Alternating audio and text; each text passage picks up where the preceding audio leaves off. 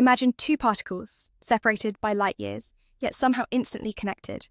When you measure one, the other instantly knows its state. This is quantum entanglement, one of physics' most profound mysteries. Think of two spinning coins. While spinning, they're in superposition, both heads and tails.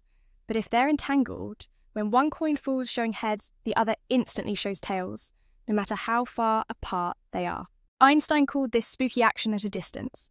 He thought it violated relativity's speed limit. Nothing can travel faster than light. But here's the twist.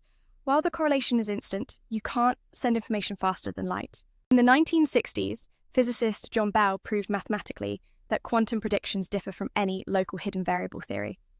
Experiments since have confirmed reality at the quantum level is fundamentally non-local. So, what about information? The no communication theorem proves you can't use entanglement to send messages faster than light. The correlation is random.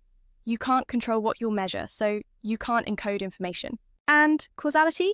It's preserved. While particles are correlated instantly, no cause and effect signal travels faster than light. The measurement doesn't cause the distant particle's state. They were always correlated, we just didn't know it. What does this tell us about the universe? That at the deepest level, reality is interconnected in ways that defy our classical intuition.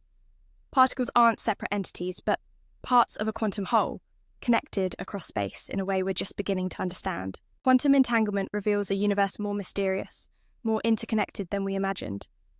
It challenges our notions of separation and connection, showing that at the quantum level, distance might be an illusion woven into the fabric of reality itself.